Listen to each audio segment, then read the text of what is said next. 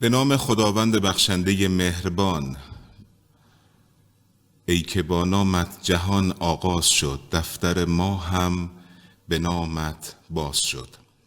دفتری که از نام او زیور گرفت، کار آن از چرخ بالاتر گرفت. دوستان و همراهان گرامی، سلام، روزتون به خیر. امیدوارم که حال دلتون همیشه عالی عالی عالی باشه.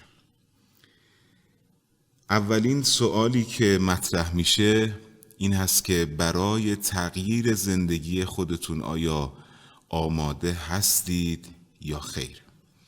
این سوالی هستش که همه افراد دائما باید از خودشون بپرسن، حتی اونهایی که در مسیر رشد و موفقیت حرکت میکنن و برای رسیدن به اهدافشون تلاش میکنن، کوشش میکنن و به شخص آرزو میکنم که همه مردم دنیا در مسیر آگاهی و رشد قرار بگیرن. سوال اول، برای تغییر زندگی خودتون آیا آماده هستید یا خیر؟ پاسخ به این سوال متفاوت هست. عده‌ای میگن بله، از فردا شروع میکنم. برای چی شروع نکنم؟ من آمادگیش رو دارم که از فردا برای موفقیت خودم تلاش بکنم. علت این پاسخ میتونه یک چیز باشه و میتونه دلایل مختلفی داشته باشه. میتونه شنیدن یک جمله انگیزشی بسیار مثبت و با فرکانس بالا باشه. میتونه دیدن یک فیلم یا کلیپ باشه. در هر صورت این افراد در پاسخ، چون انگیزه پیدا کردن، در پاسخ به شما میگن که بله، من این آمادگی رو دارم برای اینکه از فردا شروع بکنم. عده‌ای هم پاسخ میدن ای بابا، دلخوشی هم مگه هست؟ اصلا مگه تو این شرایط میشه کسی هم به فکر تغییر باشه؟ تغییر همینطوری الکی هم نیست. اصلا حالی نیستش برای اینکه تغییر صورت بگیره. عده‌ای هم پاسخ میدن همینی که هست، میخوای بخوا میخوای نخوا. اصلا به فکر تغییر نیستن. این افراد بسیار سخت قبول میکنن برای اینکه باید تغییر در زندگیشون صورت بگیره. اینها یک روال عادی و یک مسیر روزمره رو دارن طی میکنن، یک مسیری که هر روزشون با روزهای گذشته هیچ فرقی نداره. هر روز از خواب بیدار میشن، سر یک تایمی به سر کار میرن، با افرادی ارتباط دارن، بعد به منزل میان با خانواده و یا اینکه مشغول یک سری کارهای روزمره شدن و توجهی به درون خودشون ندارن، توجهی به شرایطی که در اون هستن ندارن. عادت کردن به همین حالتی که در زندگیشون وجود داره. همینی که هست، میخوای بخوا میخوای نخوا، تو باید همینطوری من رو بپذیری. این پاسخ که تو باید همینطوری من رو بپذیری میتونه پاسخ خوبی باشه، اما زمانی که شما در معرض اتهام قرار نگرفته باشی، یعنی افراد به شما سوء ظن نداشته باشن، تو با رفتارت، تو با گفتارت کاری نکرده باشی که برای یک عده‌ای این ابهام رو به وجود آورده باشی که ایرادهایی به شما وارد بکنن، چون شما رفتارت فکر میکنی و توهم این رو داری که داری درست رفتار میکنی. میخوای بخوا یا میخوای نخوا، این پاسخ صحیحی نمیتونه باشه. شما با این پاسخ افراد رو، دوستانتون رو، خانواده خودتون رو از خودتون دور میکنید. باید پذیرش داشته باشید، باید گوش شنوایی داشته باشید، باید انتقادهایی که به شما وارد میشه رو با گوش جان بشنوید و سعی بکنید که یک بررسی جزئی و اولیه در درون خودتون داشته باشید. شاید واقعا حرفهایی که در مورد شما میزنن صادق باشه و شما نیاز به تغییر داشته باشید در زندگیتون. دلخوشی مگه هست؟ میخوای بخوا، میخوای نخوا، یا اینکه از فردا شروع میکنم. اینها جوابهایی هستش که در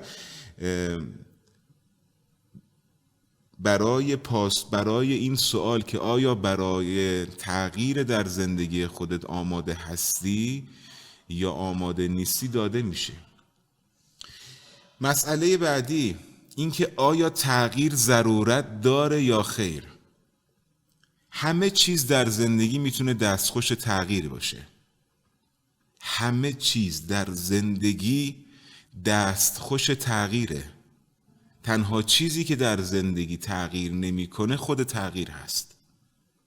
شما چه چیزی رو در اطراف خودتون میبینید که تغییر نکنه؟ یک مورد در زندگی پیدا بکنید که دستخوش تغییر نباشه. همه چیز در حال تغییره. شب، روز، امشب که میاد با شب گذشته متفاوته. همین که به آسمون نگاه میکنید، ماه در یک جایی قرار نگرفته، یا شما نحوه قرار گرفتن ستاره ها یکی نیستش با هم دیگه. خورشید وقتی که میتابه یک روز تابشش بسیار گرم هست، یک روز تابشش معمولیه. همه چیز تغییر میکنه. عوامل مختلفی برای این تغییر وجود داره. پس چرا ما نباید تغییر بکنیم؟ چرا حواسمون نیست به این که دستور دین ما هستش که احیا قلبک بالموعظه؟ تو هر روز باید خودت رو موعظه کنی، هر روز باید به خودت تذکر بدی، هر روز باید تلاش بکنی تا آگاهیت رو ببری بالا. همه چیز در این دنیا دستخوش تغییر هستش. هر لحظه کل هستی در حال تغییره. کائنات در حال تغییر هستن. پیامی که تو ارسال میکنی برای هستی، این پیام تو برای شخص تو و بازخوردی که از هستی و کائنات میگیری بسیار مهمه. تو چه پیامی رو برای هستی ارسال میکنی؟ تو چه پیامی رو برای پیرامون خودت، دنیایی که در اون هستی داری ارسال میکنی؟ چه سیگنالی رو دریافت میکنی؟ مگه میشه تو در مقابل یک کوه بایستی و به کوه با صدای بلند، چون بازگشت صدا زمانی که مقابل یک کوه هستید، وقتی با صدای بلند فریاد میزنید که تو زشتی، صدایی که میشنوید همونه، تو زشتی.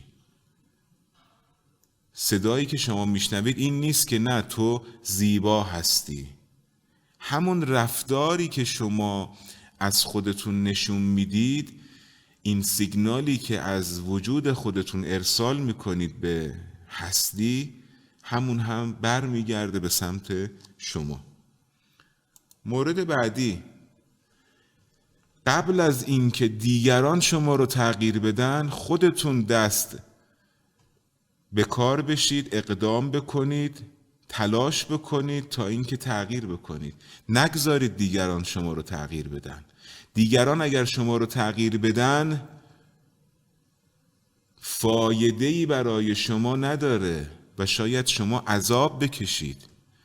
اما شاید بعضی ها باشن که اونها در مسیر رشد و موفقیت قرار گرفتن، اونها دارای دستاوردهای خوبی بودن، آنها در زندگیشون، در رفتار، کردار و گفتارشون کارهایی رو انجام دادن که مورد قبول بوده. اکثرا اونها رو تحسین کردن. اگر شما با این افراد همنشین بشید و اونها عامل تغییر شما باشن، با همنشینی با این افراد هیچ ایرادی نداره. اما اگر خودتون رو رها بکنید، توجه به خودتون نداشته باشید، به افکارتون توجهی نداشته باشید و بقیه بخوان شما رو تغییر بدن، شاید لذتی نبرید از این تغییر و بیشتر اذیت بشید. پس قبل از اینکه دیگران شما رو تغییر بدن، شما خودتون رو تغییر بدید. دیگران شاید با کلمات منفی، با افکار غلط شما رو بخوان تغییر بدن. دیگران شاید اون چیزی که خودشون دوست داشته باشن، قصد داشته باشن که شما رو تغییر بدن. بر اساس سلایق خودشون شاید بخوان با شما رفتار بکنن و شما برده اونها میشید. تلاش بکنید که قبل از این که بقیه شما رو تغییر بدن، خودتون دست به کار بشید برای تغییر.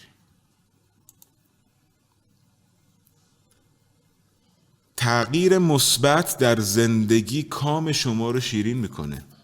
شما از زندگی لذت میبرید. کام شما شیرین میشه در تغییرات مثبت.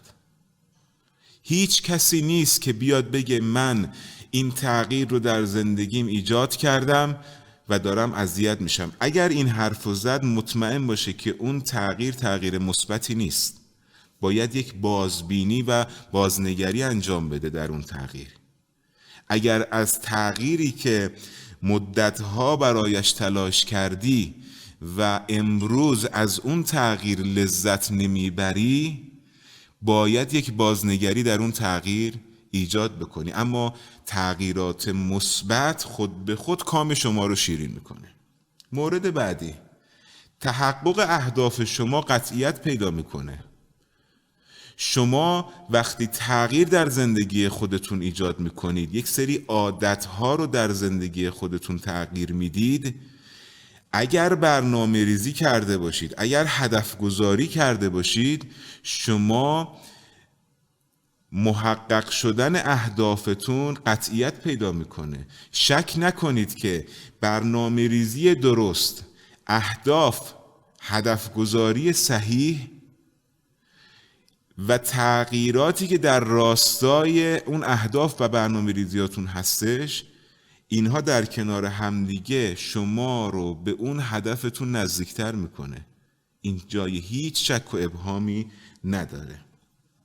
دیدتون به زوایای مختلف تغییر میکنه. نگاهتون عوض میشه به دنیای پیرامون خودتون. نگاهتون به خودتون تغییر میکنه. انعطاف پذیری بیشتری پیدا میکنید. منعطف‌تر میشید. اگر شخصی اومد و حرفی رو به شما زد و به کام شما شیرین نبود اون صحبت یا اون رفتار، چون شما در مسیر تغییر هستید، چون شما در مسیر رشد و پیشرفت هستید، شما منعطف‌تر میشید. با هر حرفی، با هر رفتاری ناراحت نمیشید. تغییر افراد رو به یک شخص قدرتمند تبدیل میکنه. کی هستش که دوست نداشته باشه قدرت به دست بیاره؟ همه انسان ها به دنبال قدرت هستن. این طبیعت انسانه. انسان به دنبال بقای خودشه. انسان به دنبال این که زندگی بکنه، از زندگی لذت ببره. اما وقتی تغییری در زندگی صورت نگیره، تغییری در رفتار، گفتار و کردار صورت نگیره، شما هیچ قدرتی به دست نمیارید. روز به روز ضعیفتر میشید، افسرده تر میشید، اضطراب به سراغتون میاد، ترس دارید. ولی کسی که در مسیر تغییر هستش، در مسیر تغییر زندگی که سالها با اون سپری کرده باشه، این شخص قدرتمندی، احساس قدرت میکنه، از زندگیش هر لحظه لذت میبره. تغییر یه جرقه است. همین که شروع میکنید برای تغییر کردن، شما یک جرقه ای رو در درون خودتون ایجاد میکنید. یک چراغی در درون شما روشن میشه و سیگنالی رو ارسال میکنید به هستی که من آماده هستم برای بهتر زندگی کردن. برای بهتر شدن، برای بهتر دیده شدن، برای اینکه مؤثر باشم، اثر بخش باشم در زندگی خودم، لذت ببرم از زندگی و افرادی که با من در ارتباط هستن از بودن در کنار من لذت ببرم. زندگی شما هیجان پیدا میکنه، از این حالت و روال عادی خارج میشه. کسی هست که دوست نداشته باشه زندگیش هیجان انگیز باشه؟ باید تغییر صورت بگیره. حتی اون هیجانی که شما با یک مشکلی مواجه میشید، اون هم یه هیجان بسیار زیباییه. باید صبر بکنید، صبور باشید که حتی از اون مشکل عبور بکنید، ولی اون مشکل یه هیجان زیبا هستش در زندگی شما، در مسیر تغییر شما. و روزی میرسه که شما یاد این خاطرات میافتید که من روزی در جایی، در زمانی کاری رو شروع کردم و سختی هایی رو کشیدم و الان خوشحال هستم که صبر کردم و به نتیجه دلخواه خودم رسیدم. و بعضیا انقدر این هیجان و این چالش ها در زندگیشون شیرین میشه برای این افراد که حتی زمانی که به موفقیت میرسن، اون افراد چون شیرینی و طعم زیبای این هیجانات و حتی مشکلات رو چشیدن، علاقه دارن که باز کارهای جدید انجام بدن و باز رشد بکنن و باز تغییر بکنن. ولی بعضی از افراد هستن که خیر، اینها یک تغییری رو در زندگیشون شروع میکنن، به یک هدفی میرسن و بعد از یک جای دیگه استاپ میکنن و این استاپ کردنه و این ایستادنه و احساس این که دیگه اینجا پایان مسیر هست و دیگه نیازی به تغییر ندارم، باعث میشه که یواش سیر نزولی پیدا بکنه.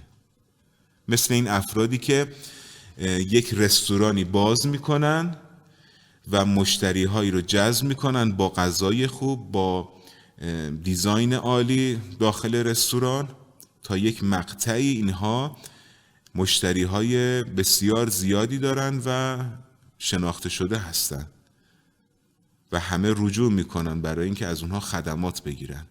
بعد از یک مرحله‌ای که گذشتن، به یک نقطه‌ای که رسیدن، نگاه میکنیم که دیگه اون کیفیت لازم رو غذاهاشون نداره و یواش یواش این کیفیت کم شده. اینها برای اینکه دیگه احساس کردن که دیگه اینجا انتهای اون موفقیت در کسب و کارشونه. اونها وقتی رسیدن به یک نقطه نباید کوتاه بیان، نباید خودشون رو رها بکنن، نباید کسب و کارشون رو رها بکنن، باز باید به دنبال خلاقیت باشن، باز به دنبال نوآوری باشن، باز به دنبال تغییر باشن، چون آگاهتر شدن، چون حتی تو اون نقطه‌ای که رسیدن فیدبک هایی رو گرفتن، اطلاعاتی رو گرفتن که اینجا باید حواس جمع باشن، باهوش باشن که این موارد رو بومی سازی بکنن و متناسب با همون کسب و کار خودشون تلاش بکنن که اضافه بکنن به اون کسب و کار برای رشد بیشتر و تغییرات بیشتر در کارشون. نشانه های نیاز به تغییر در زندگی، نشانه های نیاز به تغییر در زندگی. اگر خلق و خوی تندی پیدا کردید، قطعا شما نیاز به تغییر دارید. اگر احساس میکنید که روان پریشانی پیدا کردید و به همه افراد، به اطرافیان خودتون و حتی به خودتون واکنش‌های بد نشون میدید، شما قطعا نیاز به تغییر دارید. مورد بعدی، زمانی که احساس میکنید بی‌حوصله و تنبل شدید، حوصله هیچ کاری رو ندارید، احساس میکنید که خسته شدید از زندگی، شما نیاز به تغییر دارید. باید روال عادی زندگی خودتون رو تغییر بدید. افرادی که میبینن بسیار تنها شدن، اطرافشون دیگه کسی نیست و به سعی و تمام تلاششون برای این هستش که خودشون رو تخریب بکنن. خودزنی دارن. این افراد نیاز به تغییر دارن در زندگیشون. وقتی دور و برتون خلوت شده، کسی اطراف شما نیست، قطعا شما نیاز به تغییر داری. نداشتن انگیزه. اگر احساس میکنید در زندگیتون انگیزه‌ای ندارید، شما قطعا نیاز به تغییر دارید. انگیزه نیاز هستش. انگیزه یک موردیه که همه باید در زندگی به دنبال اون باشن. باید تمام تلاشتون رو بکنید که فرکانس خودتون رو بالا نگه دارید. انگیزه داشته باشید برای حرکت کردن، برای اقدام کردن. اگر احساس میکنید که بی انگیزه شدید در زندگی، باید به فکر تغییر باشید. ترس‌های بیش از حد. افرادی که بیش از حد و بدون دلیل میترسن، اینها نیاز به تغییر در زندگیشون دارن. بی خود از همه چیز میترسن. حتی از مواجهه با خود واقعیشون، با حقیقت درونیشون میترسن. اینها اعتماد به نفس ندارن. اینها گوشه‌گیر هستن. اینها یاد گرفتن که در تنهایی‌های خودشون زندگی بکنن. همین حالت و همون افرادی که عرض کردم خدمتون که همینی که هست، اینها میترسن. اون افرادی که پاسخ میدن همینی که هست، میخوای بخوام میخوای نها، اینها آدم‌های ترسویی هستن، اما جرأت بیان ترس‌هاشون رو ندارن. اگر احساس میکنید از آخرین اقدامتون زمان زیادی گذشته، شما باز نیاز به تغییر دارید. زمان زیادی گذشته از آخرین کار مثبتی که در زندگی انجام دادی. زمان زیادی گذشته از آخرین موفقیتی که به دست آوردی. خیلی باید حواست جمع باشه. باید به فکر اقدامات جدید باشی. نباید رها بکنی. نباید این انرژی، نباید اون حس مثبتی که از موفقیتی که به دست آوردی رو رها بکنی. نباید بگذاری زمان بگذره. نباید به قول معروف بگذاری که پشتت باد بخوره. خیلی باید حواست جمع باشه. تو برای رسیدن به موفقیت‌های بیشتر، برای اینکه از هر لحظه زندگیت لذت ببری، باید هر لحظه به فکر تغییر باشی. باید هر لحظه به فکر رشد باشی. اولین قدم برای تغییر در زندگی، دوستان عزیز، اولین قدم این هستش که شما این اجازه رو بدید که نور آگاهی بر شما بتابد. یادتون باشه این نور آگاهی هر لحظه داره به شما میتابه. اون انرژی ها و فرکانس های مثبت هر لحظه به سمت شما در حرکت هست، داره تابش پیدا میکنه. اما چه چیزی عامل این میشه که من چشمم رو میبندم به این نورهای زیبا و منجر میشه که من به خودم و حقیقت خودم آگاه نباشم؟ هم هویت شدگی ها با دنیای پیرامونمون، هم هویت شدگی ها با منی که از خودم ساختم، منی که توهمیه، من حقیقتم چیز دیگه ای هست. من باید به دنبال اون آگاهی محض باشم. پس اولین قدم رسیدن به آگاهیه. این آگاهی زمانی هستش که بدانم که نمیدانم. خیلی سخته. این چیزهایی که تا امروز به دست آوردم، این اطلاعاتی که در طول زندگیم کسب کردم، اینها شاید کافی نباشه. در برابر چی؟ در برابر اون آگاهی محض و مطلق، در برابر اون چیزی که خداوند در درون من قرار داده و من هنوز به اونها نرسیدم. در درون من هست، اما حجاب‌هایی در درون من وجود داره که این حجاب ها تنها با تغییرات کوچک و بعد تغییرات بزرگ از بین خواهد رفت. یک دفعه نمیتونی شما پرده رو کنار بزنی. شاید اثر منفی برای تو داشته باشه. هر چیزی به صورت یک دفعه اتفاق بیفته شک نکنید که احتمال خطا در اون وجود داره. باید یواش یواش این نور آگاهی به این نور آگاهی برسید. شما باید یواش یواش این مسیر رو برای خودتون آماده بکنید تا این تغییرها صورت بگیره و شما کاملا این حجاب رو از درون خودتون کنار بزنید. بس یکی از سوالهایی که میتونه بسیار به شما کمک بکنه در مسیر تغییر زندگیتون، پاسخ به سوال من کیستمه. شما کی هستید؟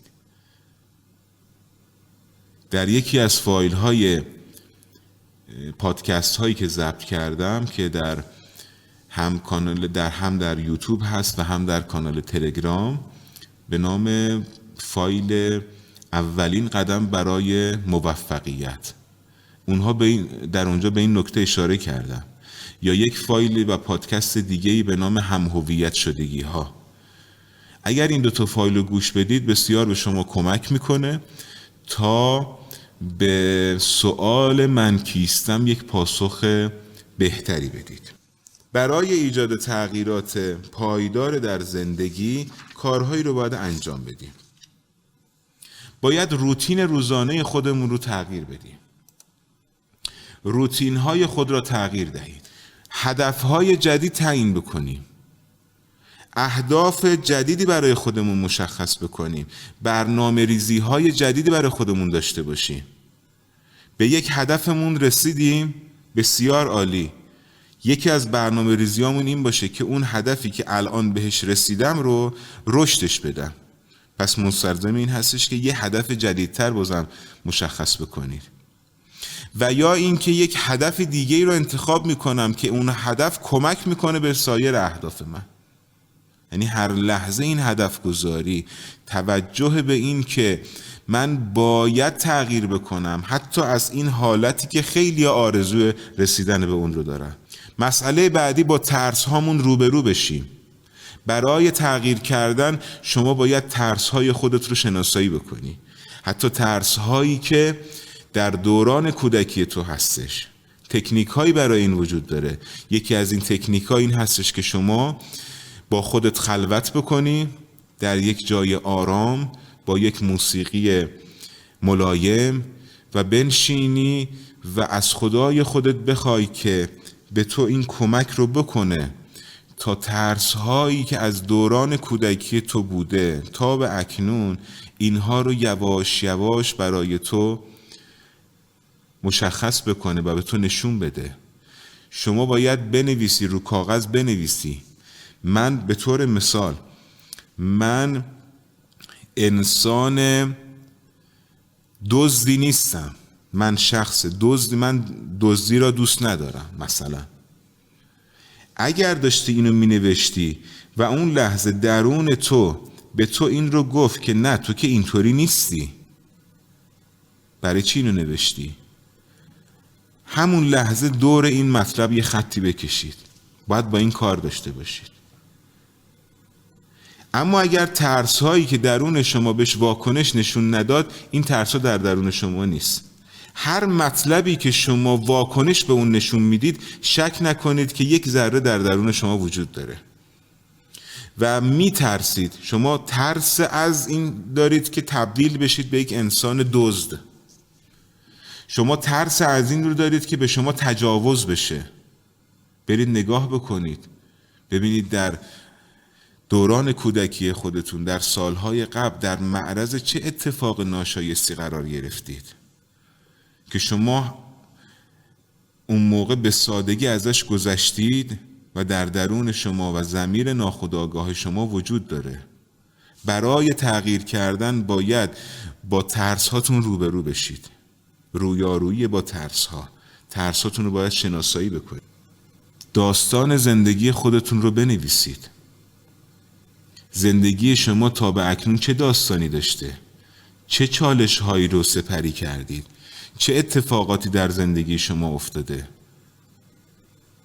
با چه افرادی در زندگی مواجه شدید؟ داستان زندگی خودتون رو بنویسید. یک قلم بردارید، یک کاغذ بردارید. اگر داستانهای تلخی هست، اونها رو در یک برگه دیگه بنویسید. استفراغات ذهنی خودتون رو روی برگه ها بنویسید و بعد آتش بزنید اونها رو. این رو بارها و بارها تکرار بکنید. برای ترس ها هم به همین صورت هست. بنویسید رو کاغذ، اونها رو آتش بزنید. نشون بدید که شما به دنبال تغییر هستید، به دنبال رهایی از داستانهای تلخ زندگیتون هستید. شما به دنبال رهایی از ترساتون هستید. شما به دنبال این هستید که روتین روزانه خودتون رو تغییر بدید. زندگیتون رو از این حالت عادی خارج بکنید. فعالیت‌های خودتون رو بیشتر بکنید. باید کارهای جدید برای خودتون تعریف بکنید. باید خودتون رو سرگرم بکنید. باید خودتون رو در چالش‌های جدید قرار بدید. باید به دنبال مهارت‌های جدید باشید. باید برای خودتون کار تعریف بکنید.